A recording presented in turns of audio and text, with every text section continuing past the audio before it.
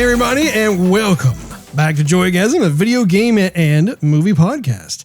I'm Russ, he's Steve, and we are jealous of Ewan McGregor's thick hair in episode 283 today, August 12th, 2022. We're going to be going right into our topic of the day, which is the Obi-Wan Kenobi Season 1 review. But before we actually jump in there, make sure that get the high ground on that subscribe button and maybe use the force on that notification bell. Shove a boulder on it. There you go. Shove many boulders on it. That way you will not miss a single solitary episode of Joygasm that drops once a week, every week. Stevie goes without saying, as per usual. It is very nice to see you indeed. And if I may direct our viewers to our brand spanking new Joygasm Tumblers that just came in. I have yet to even take a swig of this. Let me just take a little drink of it. I'm gonna take a swig of this right here. Yeah. Oh my goodness. Wrap your lips around that, Steve. Wrap your lips around that. That's what I'm talking about. It has been. That's good right there. It's been a while since. Water tastes really good in these. Really good. That is some high quality H2O, if I do say so myself there. Yeah. Helping to wet our whistles throughout the show. I can't think of a better way of doing it.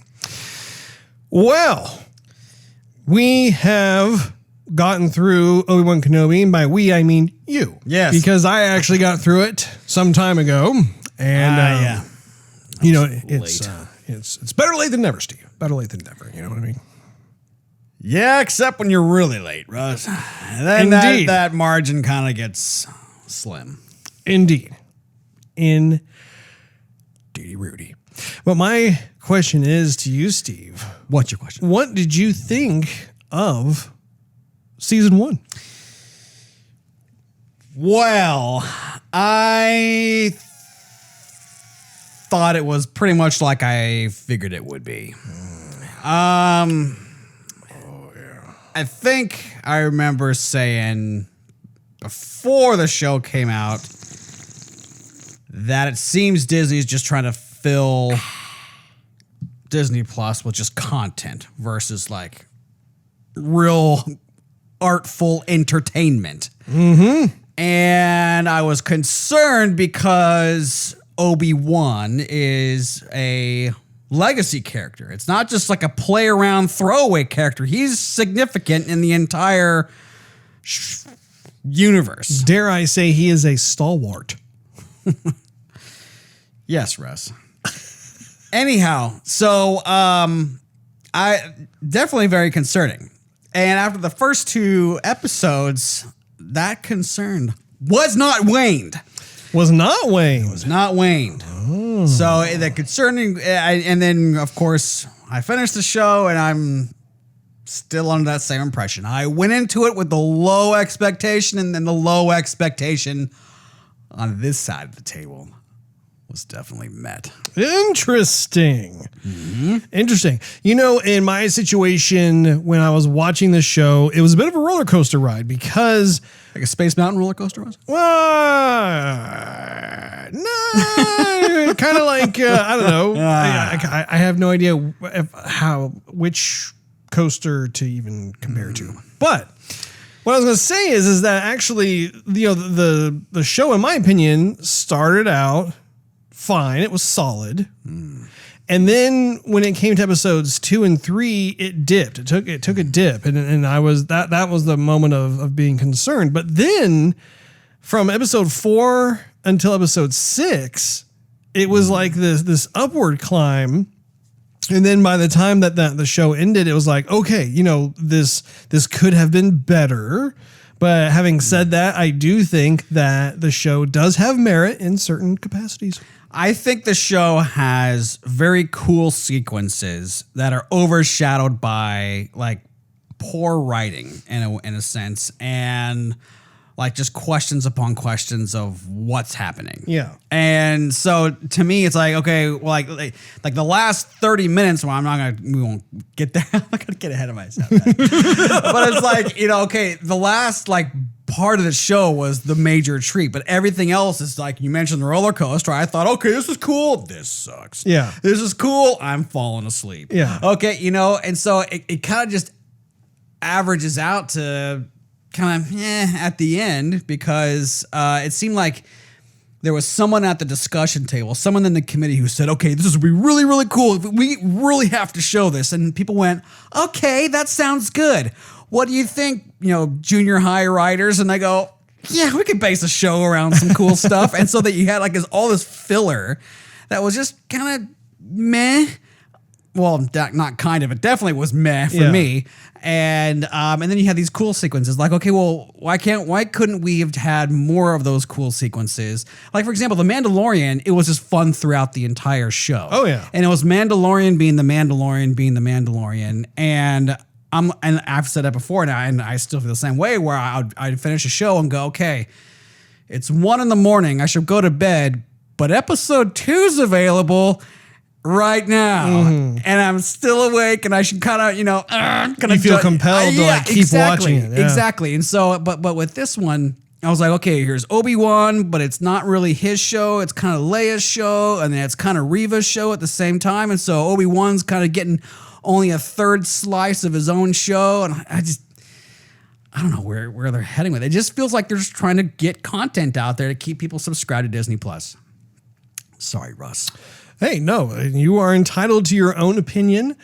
I did think that the majority of the characters that they had in there, I think, worked in terms of what was going on at this point in time. Because if we think about Obi-Wan Kenobi in between episodes 3 and 4, he was tasked with watching over Luke Skywalker, right? And we talked about this in the past about how, like, if that was the only thing that he ever did, that would make for a really boring show. Just like, you know, 6 episodes of him just sitting on a rock in the desert just watching Luke. Like, it's like, wow, this is captivating. Yeah.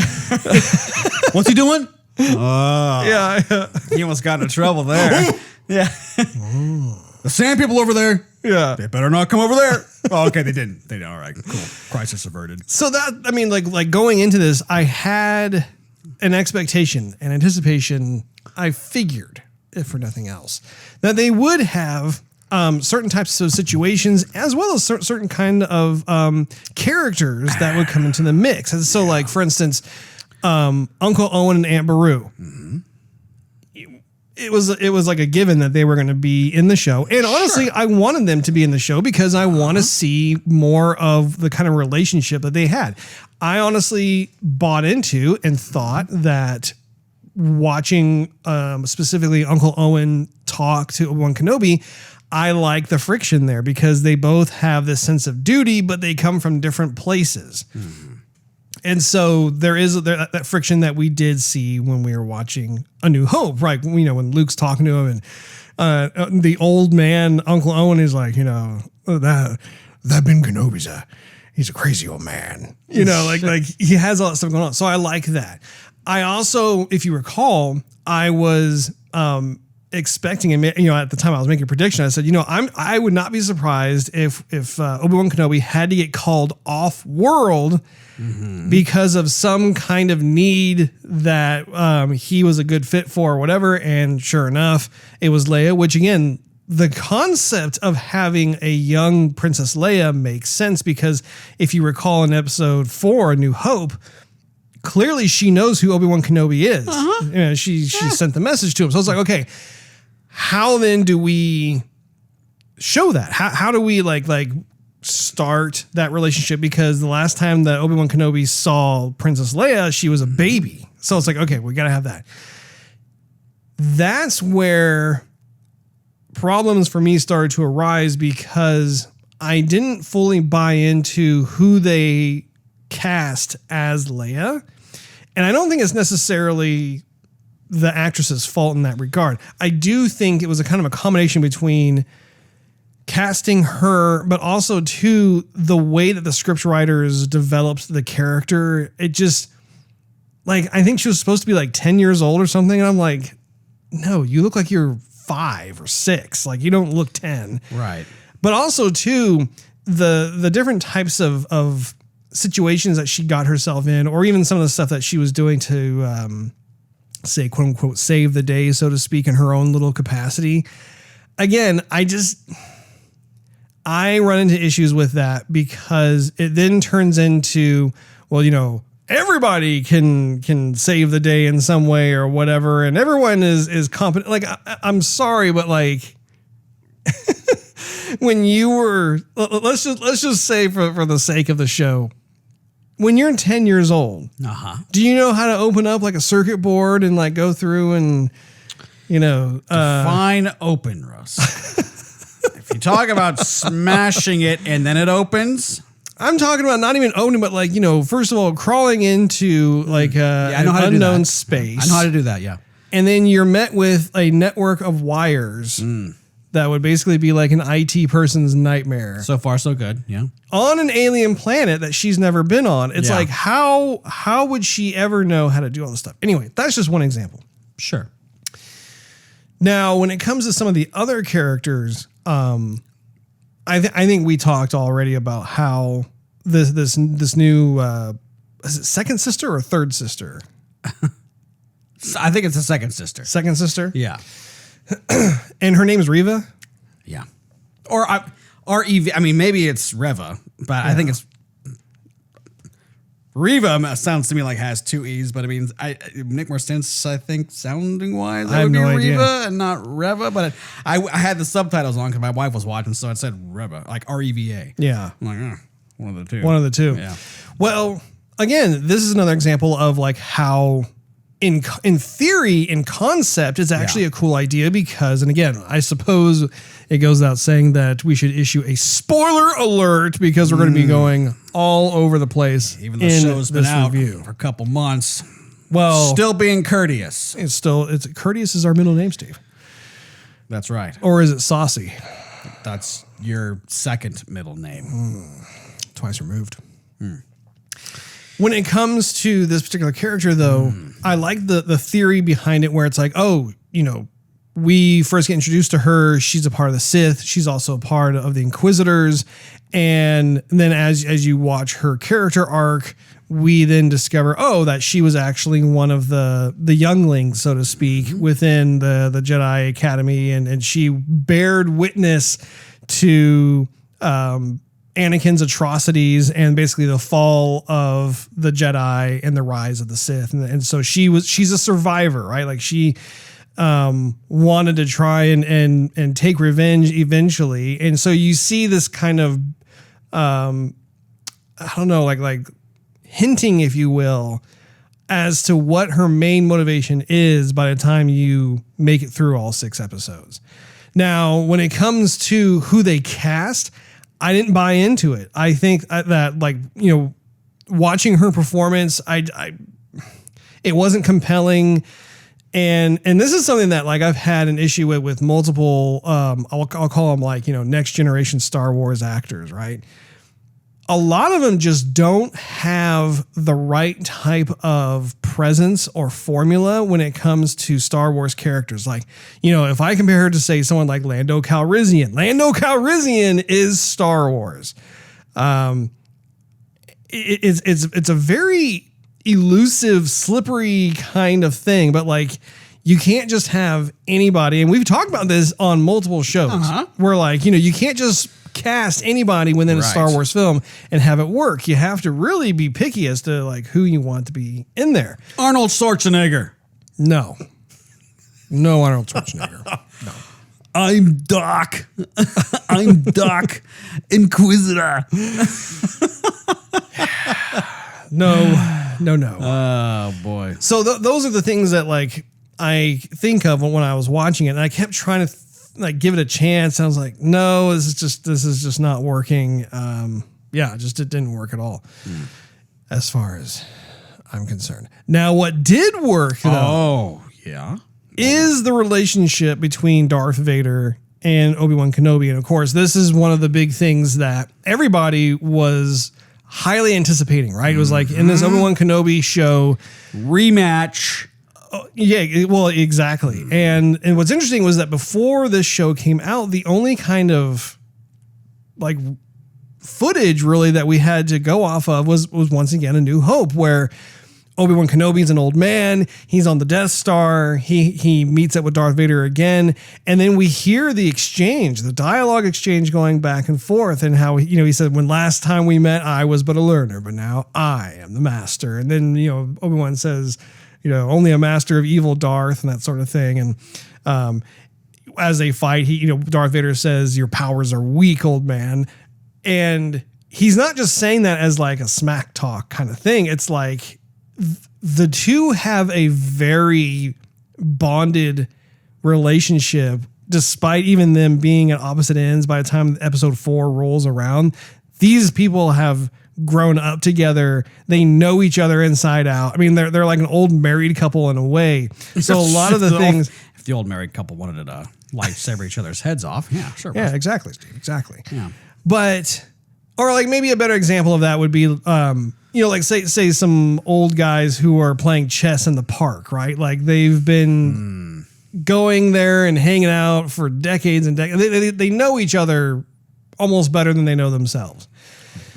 So that is what we were exposed to initially, but then there was a natural curiosity, right? Of like, okay, what was it like back when they were younger, when they weren't, super young, but they weren't super old either. You didn't have some old hermit of a man fighting this other old guy who's like half machine and stuff. What about that in between time, that 18 to 20 years? And I feel like that is one of the strong points of the show. When you watch as they dole out these different encounters, I found that to be very rewarding. What'd you think? I don't say I wouldn't say rewarding is the right word. I mean, I enjoyed watching them both on screen. I enjoyed seeing Darth Vader, back in costume. I don't know how they got James Earl Jones like synthesized voice back, but they did. But in a way, that lightsaber sequence was cool. But I kind of wanted to leave it back in the prequels in a way. Like it was A-okay back then, and having that time go by, and because in this show, there's no mention of Anakin or Darth Vader being a learner. He's saying basically, I'm Darth Vader. I've learned the dark side. I don't need you anymore. There's nothing more you can teach me. I've learned everything I want to know from you, and I'm now learning from the Emperor and whatnot. So he's acknowledging that I'm not your apprentice. I'm not your Padawan. And so even when in episode 4, that takes that whole thing out, because like, oh no, I'm not the learner anymore. Now I'm the master, sort of thing. Okay, well, if this was written or canon or lore or whatever you want to say, then he wouldn't have said that in episode 4, or at least, I mean, that's kind of under my impression. Because why would he say that again? Like, yeah, okay, we had that interaction, remember, on the rock planet, and we fought again, and then there's no need for you to repeat what you just said if that was the case. I think the show also explored that part of their relationship, though, because if you recall, Anakin was always trying to prove himself to Obi-Wan, right? Like, and one of his weaknesses was that he didn't have patience. He was very impatient. And also, too, he was quicker to anger. He was quicker to frustration, that sort of thing. And I think that was revisited multiple times throughout the show, because Anakin is so desperate. Like in the show does a good job of this, where Darth Vader is clearly obsessed with finding Obi-Wan Kenobi and killing him. But one of the main reasons why is that Anakin, or in this case, Darth Vader, it goes back to that notion of wanting to prove himself, where he he knows psychologically he can never ever like 100% make that claim of I'm the master until he's bested Obi-Wan Kenobi.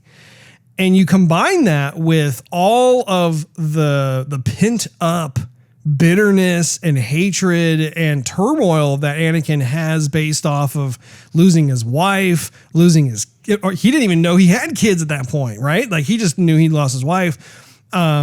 He knows also because of the types of things that he did, like with the younglings, or two of the younglings, being like the key component of the fall of the Jedi and Republic, basically, and having this new empire and everything else. There's a lot in there. There's a lot to Anakin that is not, it's not surface level. And that's one of the things that I find really fascinating about the character overall, is that it's very one dimensional. If Darth Vader was just like, I'm evil, I'm bad, cower before me, I'm going to try and strike you down. And I'm glad that they didn't go that way. I'm glad that they actually really started to showcase more of this. So like, for instance, there's the one encounter that was probably, I think, the first encounter that between Obi-Wan and Darth Vader, where we learn that Obi-Wan has really cut himself off from the Force. Like, it's actually kind of interesting when you think about it, because they presented it as a bit of a duality of sorts, where Obi-Wan Kenobi is also in turmoil. He's also suffering PTSD. He's depressed because of the fact that his side lost in the prequels. And so he's grappling with that. And as a result, he's shut himself off, which, we see that kind of more in episodes 7, 8, and 9, in terms of like this idea, this concept that, yes, like if you're a Jedi or a Sith, you can in fact just like not actually be one with the Force, so to speak. And so what's interesting is that when you see this encounter with Darth Vader, he realizes that. And he's just like, he's almost surprised. Like, he's kind of like, wow, like you're not as powerful as I expected you to be. Like, you're not even using the Force or whatever. And what's interesting is that in that particular encounter, Darth Vader wanted to torture Obi-Wan Kenobi. He didn't want to just like outright kill him, and I thought it was like kind of like this like Sith poetic justice, where he lights that chemical fire. Yeah. And he's like, you're using the Force to like slowly drag Obi-Wan through it, as if like they were back on the lava planet. I can't remember what it's called off the top of my head, but essentially like giving Obi-Wan a taste of what he experienced himself, and then kind of leave him there to like continue suffering and whatnot. I really dig that. I thought that was excellent storytelling. I thought that was great character development. And you see that again and again in the subsequent episodes, where anytime that Darth Vader realizes that Obi-Wan is in a special, or not special, but like a specific location, he diverts like all resources to that thing. And there's like that one moment that I love where you have the kind of bald-headed Inquisitor questioning Vader and being like, those are the people we're after. We don't need to go after one guy. And Vader's just not having it. He's like, Obi-Wan is the target. Like, and so that's part of what I found myself really enjoying through the show. I could see what you're saying, but the other side of it is that what we've come to know about Obi-Wan, where we've come from with the prequels, is that this is the guy who's going to be awesome later on. And so like this show is good, like the gap where he's supposedly not awesome, right? And we don't, like, I don't necessarily need to see him be Superman, but it's that whole thing like with the later episodes with Luke Skywalker, how they say like, oh, Luke's been on this island, and yeah, even though you love Luke, like he's just kind of a hermit, he's a nobody, does not really using the Force, and that idea didn't fly with me then. Mm-hmm. And so now that they have that they're using this idea now, it wasn't fully fleshed out. I mean, I guess you could bridge those gaps if you wanted to, but it wasn't clear to me that Obi-Wan said, I'm not going to be practicing the Force anymore. This is not who I am. I'm rejecting it. And blasters are okay with me with guarding Leia and guarding Luke. And that's all I'm going to be from now on. To me, it was not written very clear. And so I thought, okay, he's just bored out of his gourd. And so that's why he's forgetting to practice using the Force. And that's why he's basically kind of rusty with it. Almost. And not like till the end where he goes, oh, the children, and becomes like, I'm not going to say like Neo, but in a way that's kind of where I'm reminding me of Neo from the Matrix. So we went like from nothing to like everything. And now we finally went, yay. But anyway, I remember that scene and I thought, okay, this could be interesting. He's using the Force to press him down into the fire. And I thought, well, I don't remember Obi-Wan having many scars. I mean, all we do is see his face later on in episode 4. But I'm like, I don't remember him like telling us that he had any burns or scars or had to get like cybernetic limbs or anything because of that. So I'm like, okay, I think he's going to live up through this and not be very harmed. And he wasn't. Like, he maybe had a couple burns. They show him in the Bantha tank or whatever that's called. Yeah, basically the medical tank. Yeah, the medical tank. He's got, a couple burns, but like, nothing that really hurt him later in the episode. Well, no, I mean, he has scarring on his shoulder and back and stuff. Like, and that's the thing is like, we never see older Obi-Wan Kenobi in a loincloth where we can examine his body. Hey! But once again, like that is something that I appreciate. I like that because once again, we're bearing what, like I said earlier, we are bearing witness to what transpired within these 20 years of the unknown. And so, yeah, like he's going to take his lumps. And I think a good way also of describing Obi-Wan's condition is that of like a soldier returning home from war where there's a lot that's pent up. He's not ready to talk about it. He's just, he's having to process in his own way, but there's a lot of conflict. There's a lot of turmoil. He's shut down. He's shut off. And I think the show alludes to a lot of that, and this is no secret at all because this is something that the overall franchise has begun to explore more and more of. It is this concept of if you are a Jedi or you're a Sith, that you have the choice basically to like, either, be drawn close to the Force or cut yourself off. And so that's why we saw in the earlier episodes with him, say, fighting like different baddies or even struggling like when Leia was falling in between those buildings.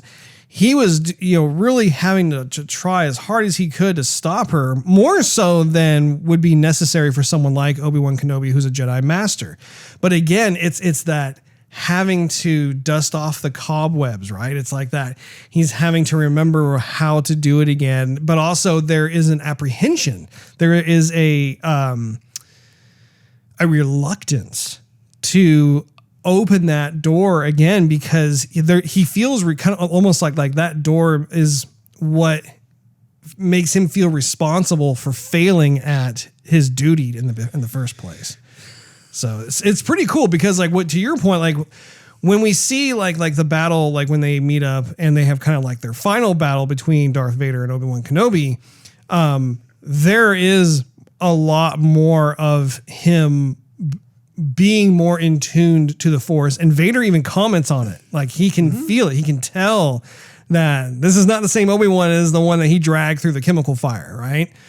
And then of course, when he's buried by Vader and basically thought like as if he's dead or crushed or whatever, then all of a sudden he thinks of Luke and Leia and how that's like the last like shred of duty that he has and he cannot fail them. And so then all of a sudden he embraces the Force full tilt and we see him like as we've never seen him before in terms of using the Force. And I think, I'd like to segue a bit from this into talking about looking at the capabilities between Darth Vader and Obi-Wan Kenobi, because if we pause that battle and we look at some of the battles that Darth Vader was in, Darth Vader is a very capable fighter as well. It's not just about Obi-Wan Kenobi and like, oh, was he really an awesome Jedi fighter? Like, was he really good with a lightsaber, whatever? I absolutely loved certain sequences, like when he was fighting Reva or Reva, I can't remember exactly what the name was, but he basically had his hands like at his sides, and she was doing everything she could to try and stab him or slash him or whatever. And he was basically one with the Force. He was using the Force as his ally, and she was powerless to do anything at all. So I thought that was in particular, once again, another very powerful moment in the entire season where it's like Vader's no slouch, and he's also not one who just predominantly just uses like his lightsaber as well. And so I was glad that we got to like kind of open up the Pandora's box a little bit on Vader, and then open up the Pandora's box on Obi-Wan a little bit, and seeing these different types of capabilities that honestly we haven't seen in the prequels at all. True. But, and I feel like I don't mean like to knock like the bricks under your foundation of what you're saying, because I appreciate what you're saying. But I guess where I'm coming from also is that I think it's a bit cliche how they go, oh, well, the bad guy is always going to be strong. No matter if he has PTSD or what tragedy he went through, the bad guy is always going to be strong. And the good guy is just always going to be weak. Because he has the mercy, or he has, something else that he just cannot be as strong as the bad guy. And I thought, well, here we go again. Like, it's just, it's no surprise. Okay, Darth Vader, we know he's awesome. He's really cool. He's really powerful. But Ben Kenobi is no slouch either. And I would have liked them to take the different route than you're going to be weak and then figure out your strengths towards the end of the show sort of thing. And so when we saw how powerful Darth Vader was, awesome, cool. That whole fight sequence, great. Thank you for showing me that. I was really entertained. Glad I saw it. Glad the whole thing was choreographed exactly the way it was. It was really cool. But it just went down that cliche road again where, okay, we know Darth Vader's cool. We saw that. But now we're going back to Ben Kenobi's struggle. And okay, fine. Like, he gathers his emotions and puts the PTSD behind him and focuses on the fight. And now he's really cool. And it's like, hurrah. But, what did we have to go through as fans being patient, waiting for that versus just seeing Darth Vader just continually being this deadly guy? Like, the Force on the dark side must be just so compelling. Like they're just so much more focused, just laser line focused, no pun intended, laser focused, and learning their craft and honing and being dedicated to the mission, and nothing's going to distract them versus the good guys where they just seem to scatter, and by luck or whatever, they pull it together at the end and prevail. But even though we like happy endings and we like to see the good guys win, of course, it almost takes some of that thrill away because we know basically the roadmap they're going to go to. I figured, like in the first two episodes, I thought, okay, they're making it a point to show that Ben Kenobi's weak. So by the end of the show, he's going to do something awesome, because we can't just as fans go, oh, you're marketing an Obi-Wan show to us. That's really cool. And now we're going to show him as being nothing. Like, that's not going to sell. So they have to show us something really cool towards the end. And at the end, I thought, okay, well, here it is. I knew it was going to be there. Well, but I think that's I think that's a little unfair, because while we know we know what the outcome is going to be because we've already seen the films. We know that Obi-Wan Kenobi survives, and we know that Darth Vader survives, right? That's not what the show is about. The show is about exploring their relationship further, because it's, once again, it's very one-dimensional if you just have the protagonist and the antagonist and they just fight each other for the sake of fighting each other.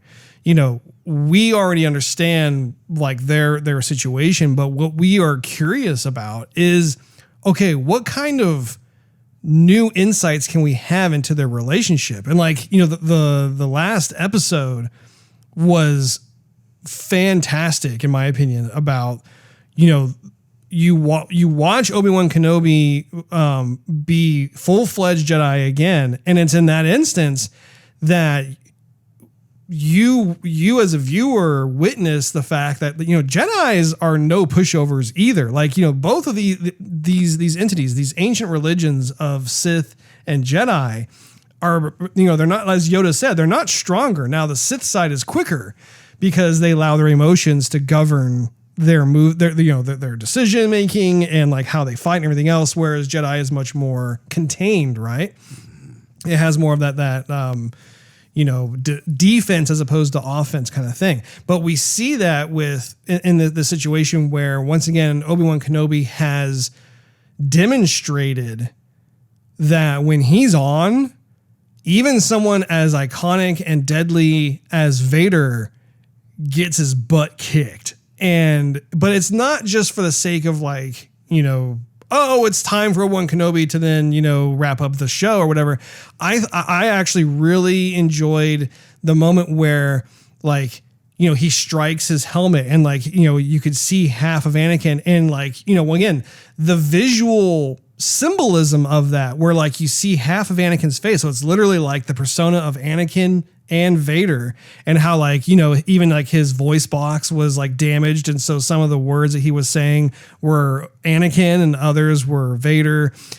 And one of the best lines that he said was when you know, Obi-Wan was talking about, you know, I'm sorry, like, it's my fault that, like, you're this way, and how he actually looked at him and he said, no, it's not your fault. I chose this. I killed Anakin myself. And the delivery, I got to hand it to Hayden Christensen, because the delivery of that line was not snarky. It was not mwahaha. It was like, there was so much depth of emotion baked into that delivery of that line, where it was like, because I kept looking at his mouth, like, is he smiling when he says it? He wasn't smiling. Right. He was literally like, he was revisiting the haunted notion that he had taken this path and he had come to terms with it. Like that was his choice. Now, again, a moment like that in the show, I was on the edge of my seat. I was just like, wow, this is, because again, it's not just fisticuffs for the sake of fisticuffs. It's like, they reveal once again that whether they like it or not, they have this very close relationship. They hate each other now. Each other, I think, a little bit before too. But it's that classic thing. You know, it's one thing to be strangers and like fight each other and not like each other and everything else. It's completely different when it's essentially best friends having a falling out, right? I think it's a little more than that. Well, yeah, it's probably a little more than that. But that's the first thing that came to mind to try and see if that would kind of persuade you. By the way, I heard that the whole, like, cutting away his helmet kind of thing is reused. Reused. They had it in a different, like, cartoon or game, or I'll have to send you a link, because I heard that they was rehashed, and I heard that from a couple different sources. Yeah, send me the link, because I've played, I think, every Star Wars game. I've never seen that. It was who's the character who has, like, the headdress that's kind of striped, it kind of goes all the way down. It's a chick. You're not talking about Queen Amidala, are you? No, definitely a Jedi. Oh.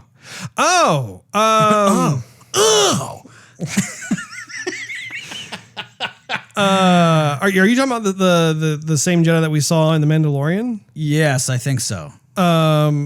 Ahsoka? I don't know. Yeah. I'll just send you the I know thing. who you're talking about. But I mean, I could be. I heard it. Maybe it was Star Wars Clone Wars?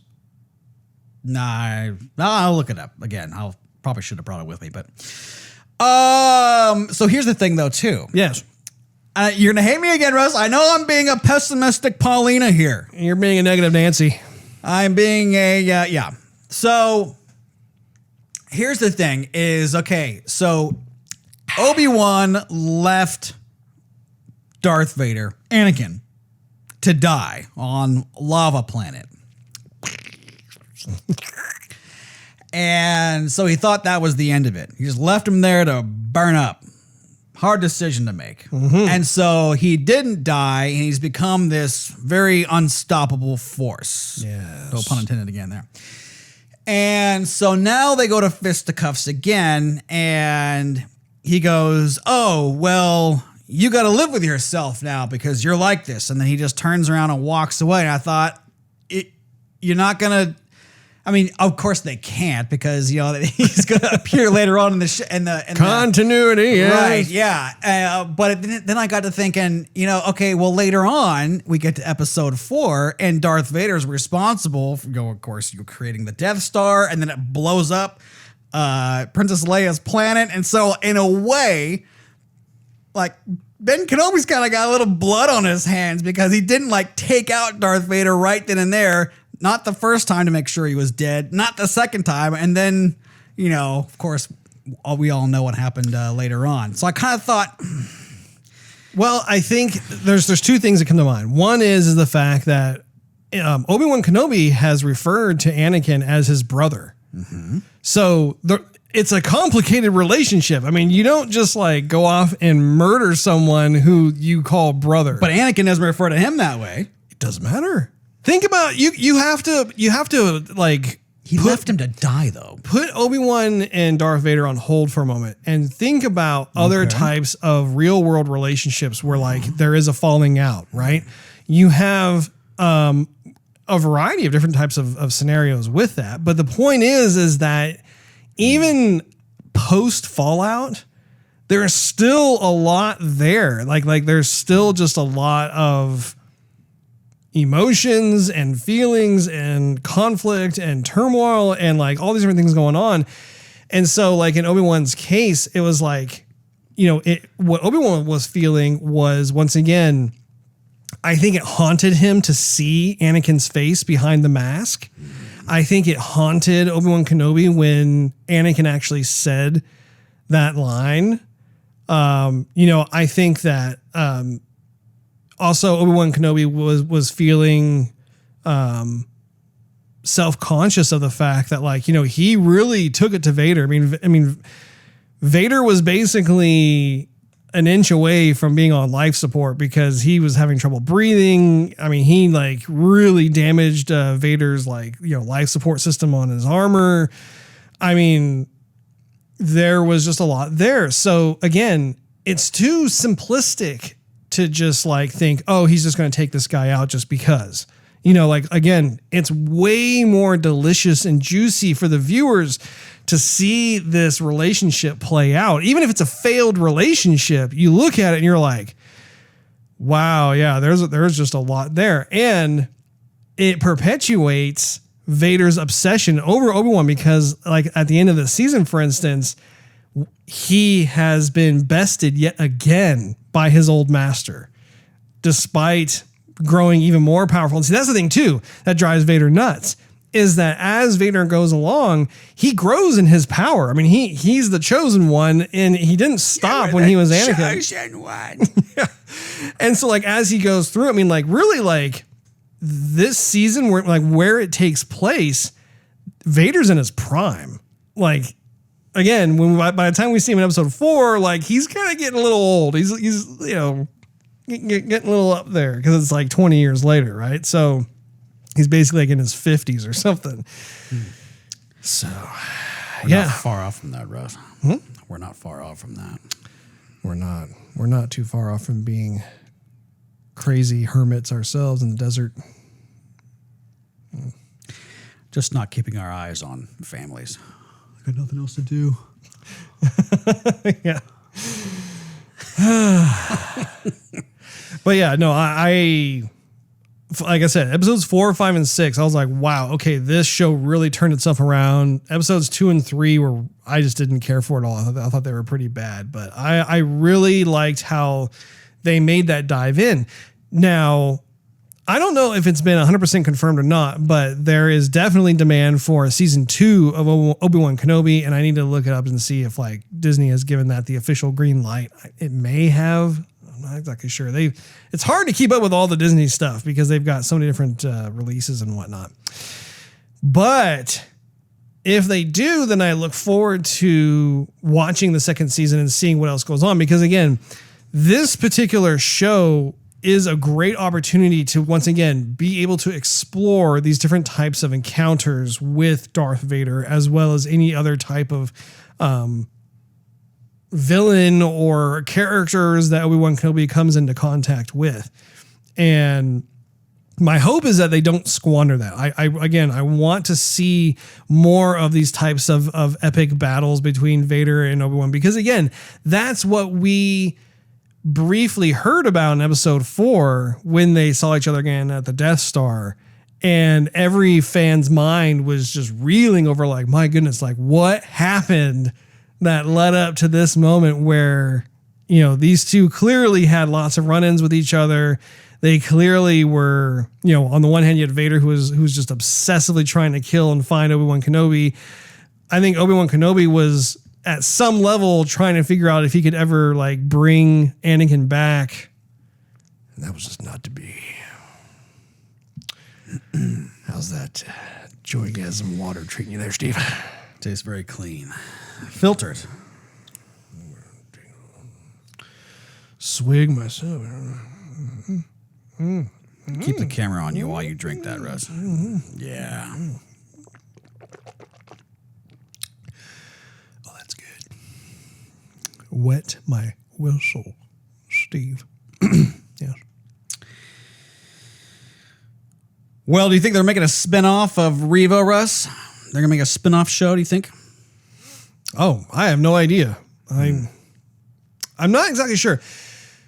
I do want to bring up one of the things I did have an issue with her character, though. Okay, great. Let's talk about it. Okay, Steve. Well, I have a problem with, like, you know, okay, so she gets to Owen's house, right? Yes. Uncle Owen and Aunt Beru. And we see as she, like, stalks Luke as he makes a run for it and everything else. After she's been stabbed. Yes. Yes, right. Lightsaber stabbed. Yeah. And it's just weird how, like, you know, she decides not to take Luke out because she all of a sudden gets this like wave of guilt and realization of how like this is not who she is and or whatever. So she, you know, we see her bring the unconscious body of Luke back to Owen and Obi-Wan, and she just lays him down and then just kind of like walks off. And it's like, hold on a second. That was a little too conveniently tidy, because this person, despite the fact that maybe she's coming around, like she's murdered like all these people. Like, I don't know. It was just kind of funny how it seemed as though the storytellers were just like, oh, and so then she brought back the body of Luke, didn't kill him, and now she's one of the good guys now, or something to that effect. And I'm like, wrap this up here. We got to get up to post-production. Yeah, like, wait a minute. Like, no, there are consequences to the path that she chose. I'm sorry. But did you notice that as well? Yeah. We've gone through the entire show hating this, you know, person as a villain because she's slaughtering innocents with her own motive to like to climb to show the Empire how tough and dedicated she is. And then so we already don't like her, and she's not a very good villain either way. So like both ways. I mean, Darth Vader's a great villain. I love Darth Vader. Oh, he's iconic. But I mean, this person's not a good villain. And her story and her arc, if you will, is not well written. At least here it's not. And this is not the way, like, it's not fun. It's not entertaining to watch somebody just slaughter innocents just because you want to climb the ladder to you know, show the Empire you're Darth Vader's homie only to kill him and, you know, stab him in the back. Ulterior motives. Like, it's just not deep enough, and it's not entertaining, and it's not fun. And you don't get a pass at the end of the show just because you decided not to kill one kid. I thought it would have been much more interesting maybe if that happened earlier on, and then maybe she became like a learner of Ben Kenobi. Like, okay, let me take you from the dark side, bring you back to the good side. Let me teach you some things and show us and the Star Wars universe how powerful you can be on the good side. Like she's good always, idea. I mean, something new, something fresh like that. But Maybe they'll do that in season 2. perhaps. But yeah, I have to ask you about this though. I don't know.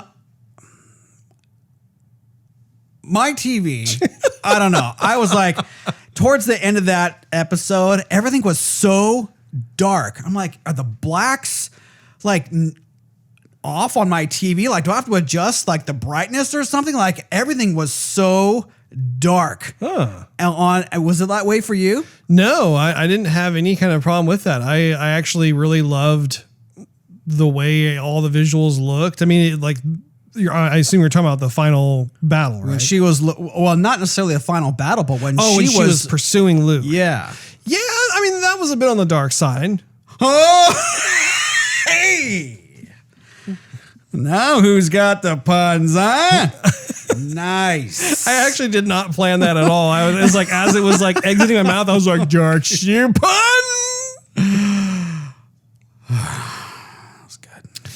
Well, Steve, give me your concluding thoughts and your rating, dare I ask, of the season 1 of Obi-Wan Kenobi. Well, Russ, I think you know. No. I think the audience knows. I just think it was average at best. It was the highs were high, the lows were low. I'm not really sure who to point the finger to, if it's Kathleen Kennedy or if it's the writers. I want to say it was the director, because it was Deborah Chow, I think it was. Yeah, it sounds right. And I think she did some Mandalorian work, which was really good. So I can't really say it's her. But to me, it just the parts where they really wanted to get me in the feels and have the drama, to me, I mean, I hear everything what you're saying. It just fell flat on me. If you had a choice, I'll pause there. Well, I want to be able to insert this question into your analysis. What would you have wanted to see in season 1 that would make you excited? Well, I can tell you what I didn't want to see. Like, No, that's too easy. I want to know what you would have wanted to see, Steve. So, for example, the last time we were with Ben Kenobi, he was the apprentice. I guess this is not final thoughts right now. We're going to reverse. Well, we're pausing it. Go ahead. So he was always saying like, oh, master, like Qui-Gon Jinn, right? And so we never really saw his full potential between the prequels and episode 4. Mm-hmm. And so there's a lot that happened in between, and I wanted to see him like just come on stage and show us what he's worth, right? So I wanted to go on an adventure and know this character more. Regardless of maybe who he fought, maybe it was Darth Vader, maybe it was somebody else who we've never been introduced to before. I don't care. I wanted to see some really cool Force stuff, lightsaber battles, intense action, whatever. That's what I wanted to see.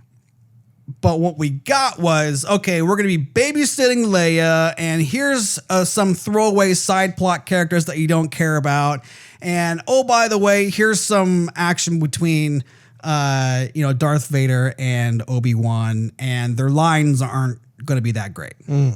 So to me, I mean, again, the pros get totally washed out by the cons, and you're just left with like, okay, this was supposed to be a great show. I'm glad I didn't have my hopes up higher, because I would have been like crazy disappointed. I had my hopes down low, and Disney, to me, gave me exactly what I thought this show was going to be. So, I mean, going forward, I would probably say like, I'm glad like at the last minute they showed Qui-Gon, his spirit there. And it made sense that, okay, Obi-Wan wasn't connected with the Force, therefore he couldn't see Qui-Gon. Sure. But I mean, if season 2 is going to be like season 1, I mean, I don't think it is. I don't know. See, again, I think season 1 was its own standalone season. I think that moving forward, like we're not going to see Obi-Wan Kenobi cut off from the Force. I think that he has now re-embraced it.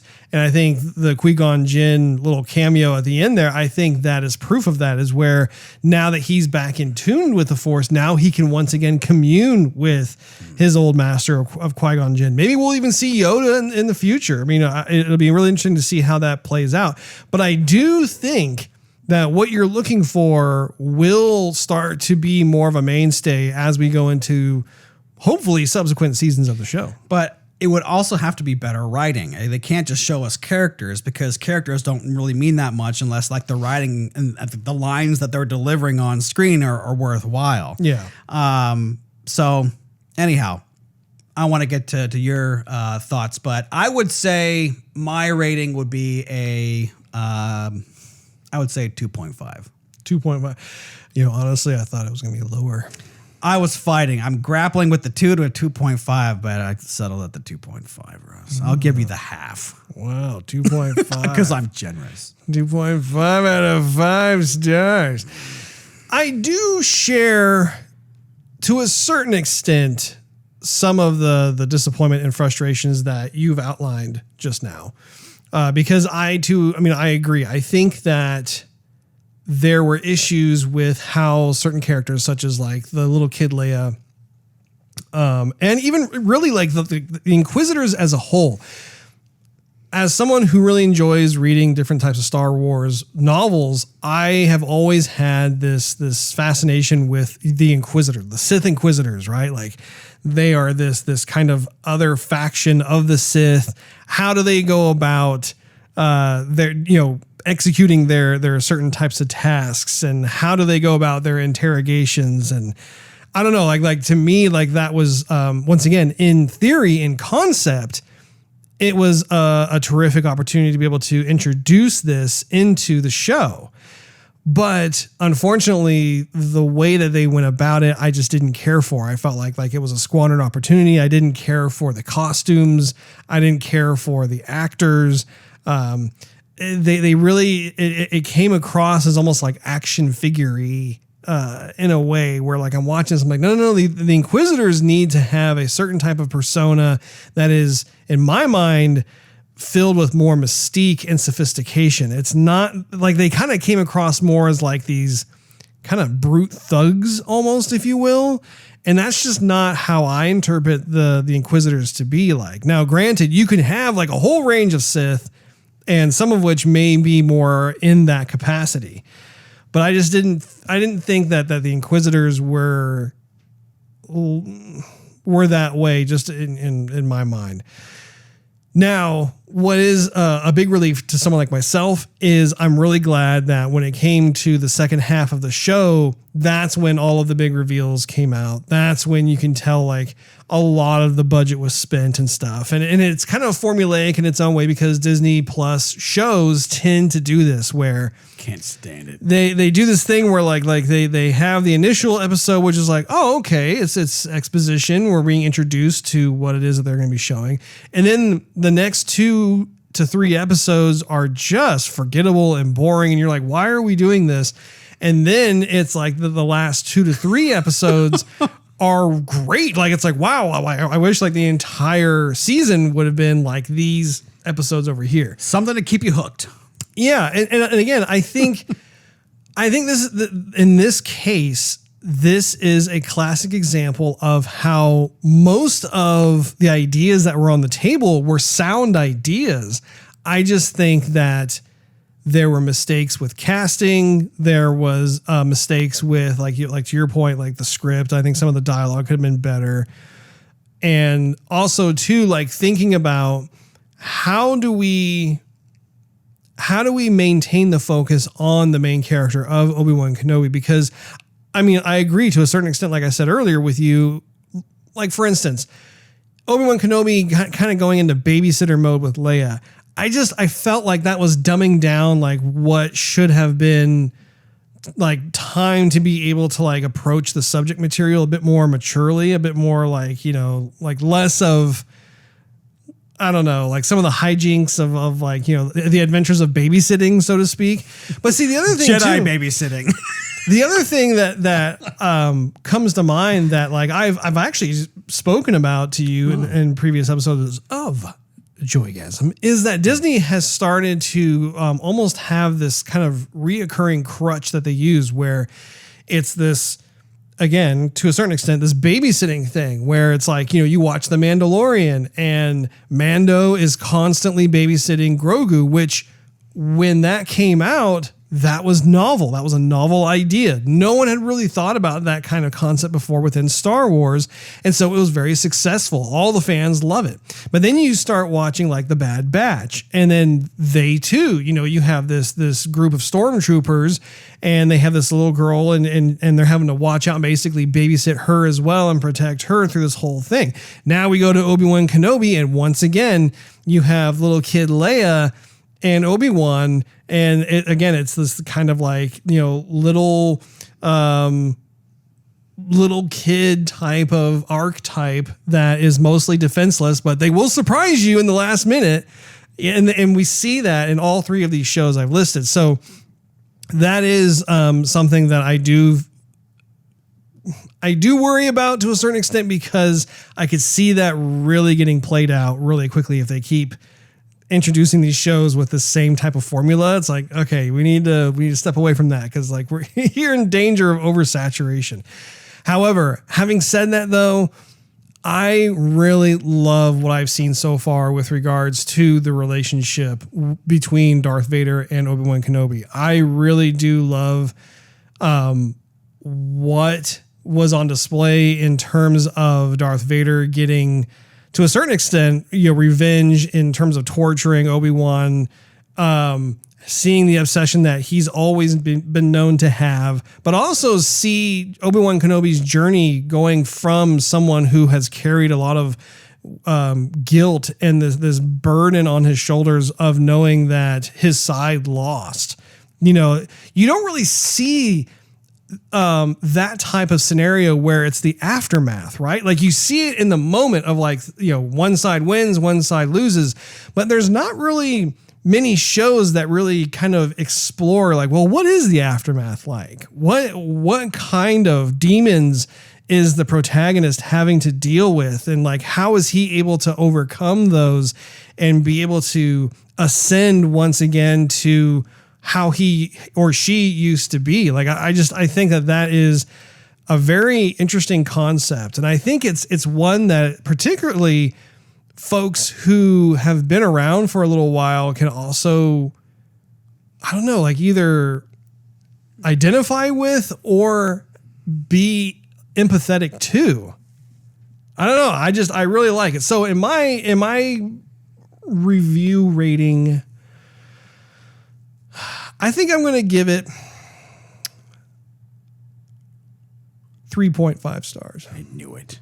3.5 stars right there. I knew it.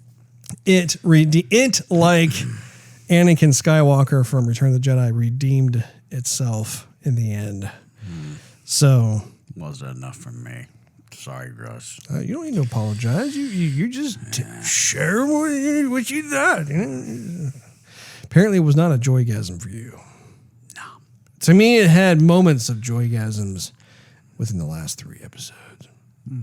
That wraps up this particular episode of Joygasm. Thank you so much for hanging out with us. If you enjoyed this episode, we invite you to check out patreon.com/Joygasm, where you can enjoy exclusive perks and early access to the show. Not to mention, it continues financially helping us do said show.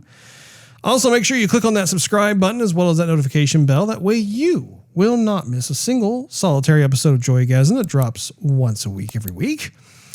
And if you are so inclined, you can do a search for us on social media. Just look for @Joygasm TV. We're on all of them. We'd love to have you join the community, as it were. Last but not least, do a search for Joygasm TV on Twitch to see us stream our video game adventures live every Wednesday night at 9:30 p.m. Central Time. We hope that all of you will have a wonderful weekend, and we will catch up with you again next week.